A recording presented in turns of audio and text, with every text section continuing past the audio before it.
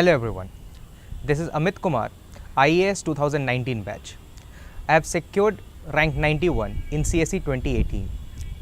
In essay paper, I scored one of the highest marks, 155. In this video, हम बात करेंगे how to score high marks in essay पर. पहला तो बात क्वेश्चन ये आता है कि when to start the essay preparation. कब हम essay का preparation start करें? When starting, prelims के पहले, prelims के बाद, how much times in between before the main paper. तो इसमें मेरा व्यू है कि the content of essay paper that we are gonna write GS 1, 2, 3 and 4 के कंटेंट जैसा ही होगा. कंटेंट सिमिलर रहेगा, हमारा प्रेजेंटेशन का फॉर्मेट, प्रेजेंटेशन का तरीका ये बदल जाएगा. तो मेरे अनुसार आपको ऐसे का practice after preparing GS 1, 2, 3 and 4 करना चाहिए. Perfect time will be 1.5 month before the essay paper. उससे पहले आप कंटेंट अपना रेडी रखिए, but practising them because essay will require correlation. The correlation of topics हम तभी कर सकते हैं जब एटलीस्ट हमें कुछ बेसिक्स टॉपिक्स के बारे में पता हो. तो वो फर्स्ट ऑफ द थिंग है. देन मैं अपने यदि प्रिपरेशन स्ट्रैटेजी के बारे में बताऊं, so we will discuss about several point. पहला पॉइंट ये कि मैंने बहुत ज़्यादा ऐसे प्रैक्टिस नहीं किया था. क्या मैंने प्रैक्टिस किया था was different short formats for essay topics. Now when I say formats for essay topic, it means 1 to 2 page brief notes on each essay topic.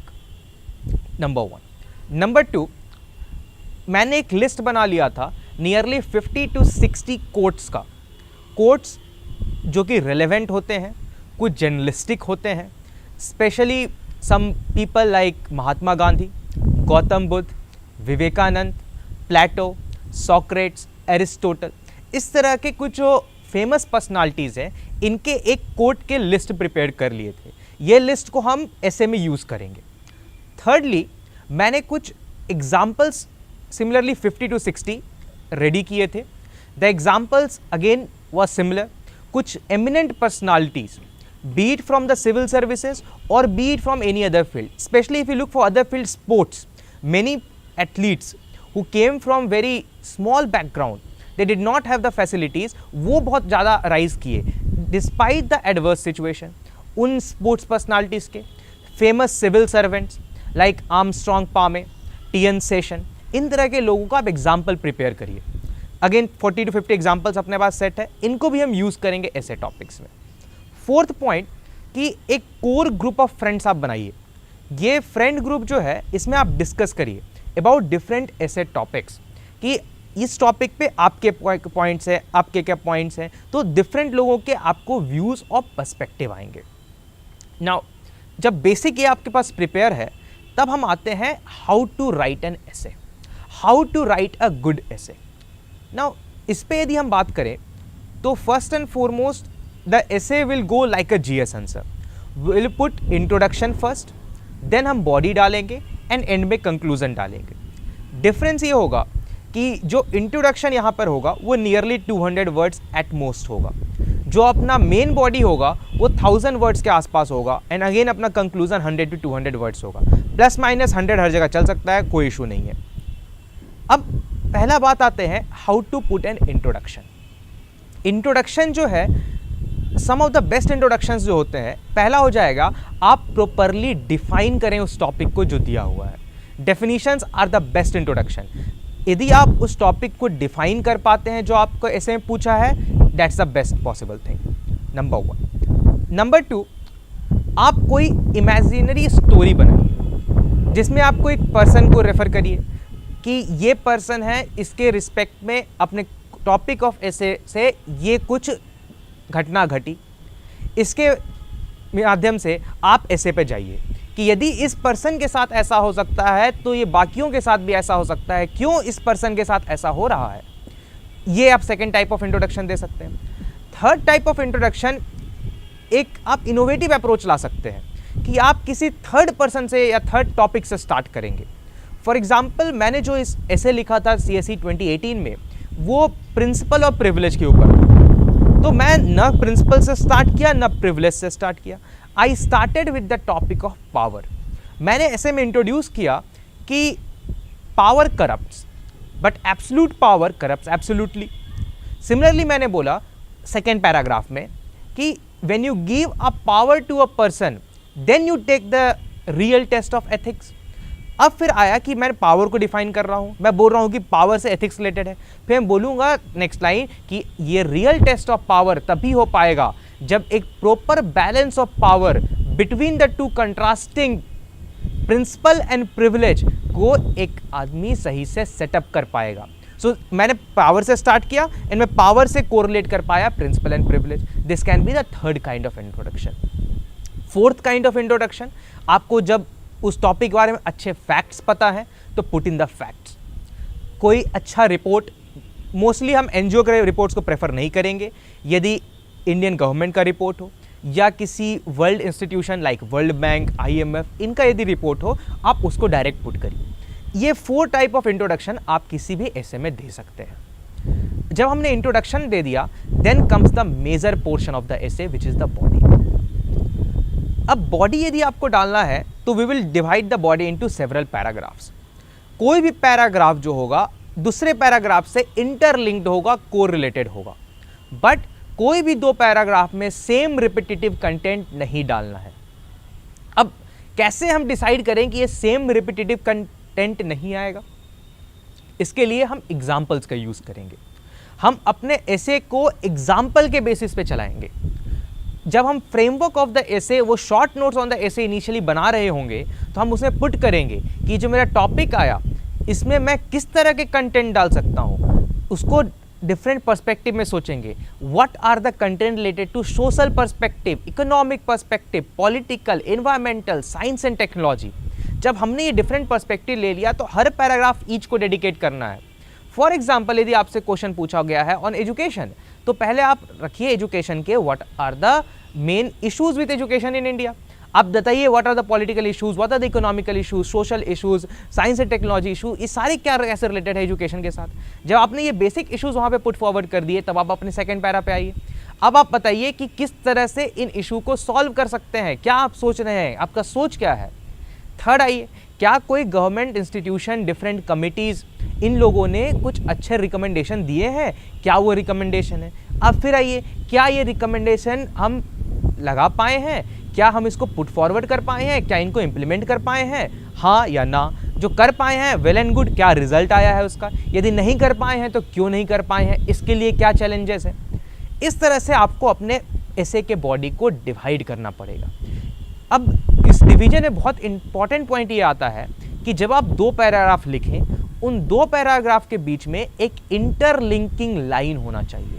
जब मैं बोल रहा हूँ इंटरलिंकिंग लाइन, इसका मीनिंग है the last line of the previous paragraph और first line of the new paragraph, ये दोनों के बीच में कोई ना कोई रिलेशनशिप होना चाहिए।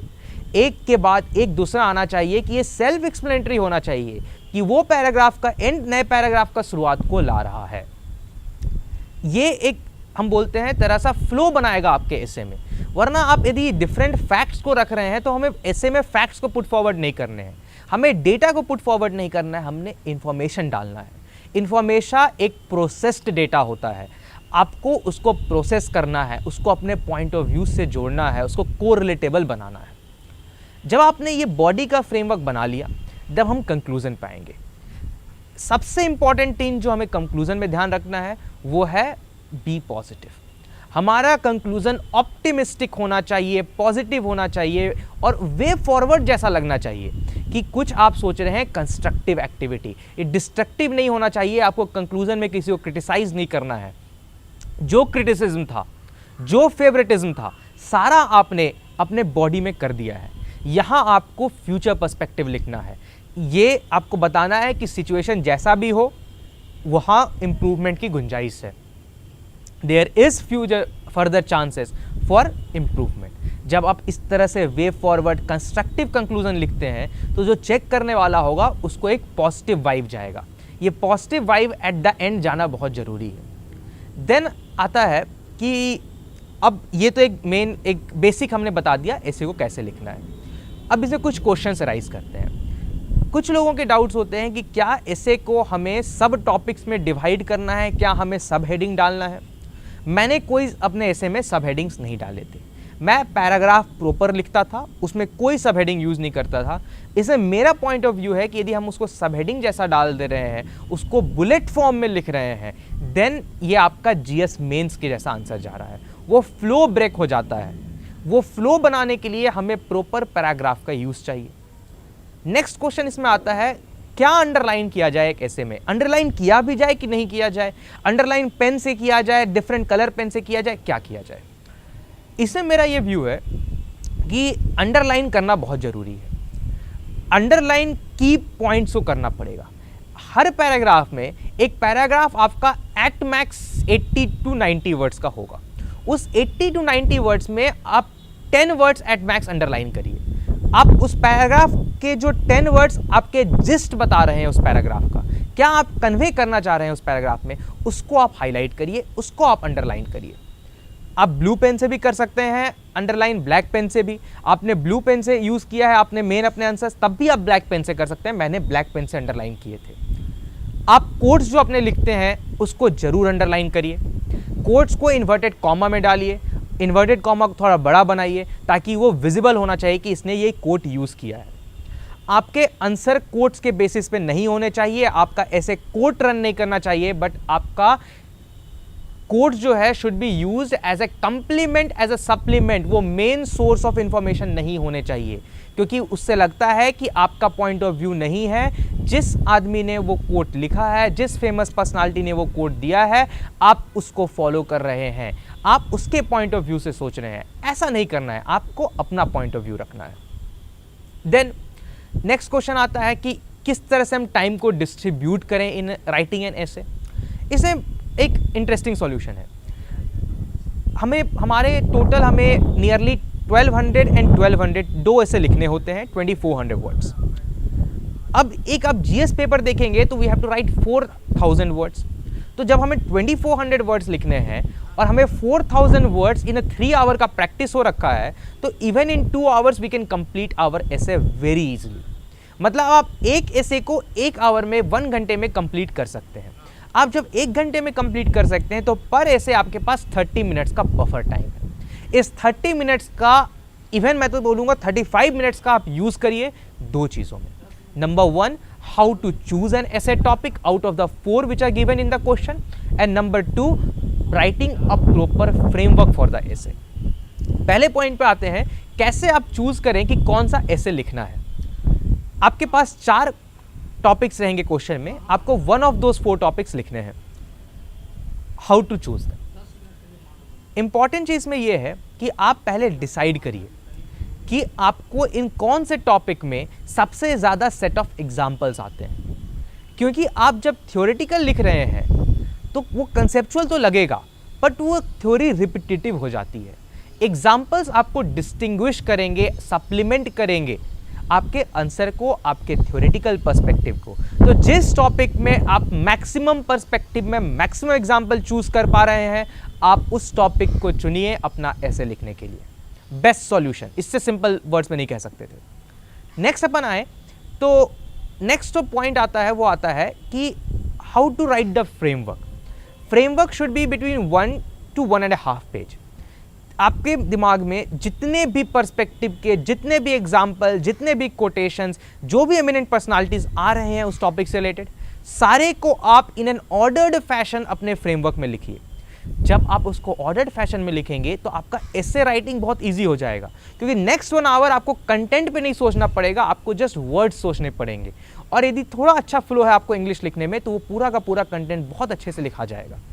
तो ये हाफ एन आवर आपको पूरा मंथन करना है, कितने एग्जाम्पल्स, कितने पर्सपेक्टिव, कितने पॉइंट्स में अपने ऐसे में लिख सकता हूँ। तो ये हाफ एन आवर हम लोग फ्रेमवर्क बनाने पे देंगे। इस तरह से एक ब्रॉडली ऐसे लिखा जा सकता है। एक नेक्स्ट क्वेश्चन इसमें आता है कि जो सेकंड पार्ट ऑफ द ऐसे होता है, 2 क्वेश्चंस ऐसे पे आते हैं। फर्स्ट जो होते हैं वो जर्नलिस्टिक लाइन्स पे आते हैं, जो हम लोग डे टू डे देखते हैं अपने आसपास, मोस्टली सोशल इश्यूज पे आते हैं, कुछ साइंस एंड टेक या एनवायरनमेंट पे आते हैं। बट जो सेकंड क्वेश्चन आता है ऐसे पे, जो सेकंड 4 टॉपिक्स होते हैं, एथिक्स रिलेटेड होते हैं। How to attempt this ethics topic. तो जब एथिक्स में आपने GS 4 में अच्छा अंडरस्टैंडिंग है तो आप एक पर्सपेक्टिव डाल सकते हैं अपने सेकंड एसे में, बट उस पर्सपेक्टिव को सब्सटैंशिएट करने के लिए आपको इंपॉर्टेंट फिलोसफर्स ऐड करने पड़ेंगे। जो फिलोसफर्स हमने GS 4 में पढ़े हैं, बीट कांत, एरिस्टोटल, प्लेटो, हुसोएवर, कोई भी हो, आप उनके थ्योरी को लिखिए और उस थ्योरी से अपने सेकंड एसे ऑफ एथिक्स को सब्सटैंशिएट करिए। सम्मन बोनम कंसेप्ट से क्या कहा है एरिस्टोटल ने, क्या बोला है प्लेटो ने, गांधी जी के 7 सिंस क्या है, इस तरह के जब आप उसमें कीवर्ड्स यूज करेंगे, की कंसेप्ट्स यूज करेंगे, तब उसका सब्सटैंशिएशन होगा। इस तरह से हमें सेकंड वाले जो ऐसे है उसमें कुछ perspective and additional content add करने हैं। तो अपने जो ऐसे रहेगा फाइनली, उसमें कुछ की पॉइंट्स हमें जो ध्यान रखना है। Number 1, try to practice the essay after being prepared with GS 1 to GS 4. Next, try to revise as much possible all the contents, क्योंकि आपका कंटेंट GS के स्टडीज से ही आएगा, जनरल स्टडीज से ही आएगा। ऐसे के लिए हमें कोई बहुत न्यू कंसेप्ट नहीं बनाना है, न्यू कंटेंट नहीं चाहिए, हमें कोरिलेशन चाहिए, जो कि थर्ड पॉइंट पे आता है। Correlate the topic as much as possible. ऐसे में आपका कोरिलेशन, आपका पर्सपेक्टिव, यही चेक किया जाता है। Next, try to correlate not only the content but different paragraphs. This is tactic. ये tactics आपको ध्यान रखना है। Underline the 5th point, underline the important points and importantly the quotes. Try to write 3 to 4 quotes in each of the essay topic, क्योंकि at least इतने quotes से आपका अच्छे से सब्सटैंशिएट हो जाएगा। इवन 5 to 6 लिख सकते हैं, उससे ज़्यादा मोस्टली आप नहीं जाइए। 5 to 6 will be more than sufficient. 2, 3 यदि कुछ भी नहीं समझ में आ रहा है तो एटलीस्ट 1 और 2 जो कुछ जर्नलिस्टिक कोट्स तो आप हमेशा डाल सकते हैं। Next, try to use proverbs, जो आपका दिखाएगा कि आपको इंग्लिश पे थोड़ा कमांड भी है। तो यदि आप प्रॉपरली कुछ प्रोवर्ब्स को यूज़ कर पा रहे हैं, सो वेरी गुड। तो इस तरह से हमें ब्रॉडली अपने ऐसे के पेपर को अटेम्प्ट करना है। But most importantly, on the day of exam, be confident. Confidence will be key on the day of not only essay paper but all the GS papers and the optional paper. The day matters. उस दिन यदि आप concentrated हैं, आप cool हैं, command है, आप paper पे एज अ कमांड करिए, कमांडिंग पर्सपेक्टिव में जाइए, then you will be very calm and compose and आपका पेपर वो रिफ्लेक्ट करेगा आपका कामनेस। Thank you.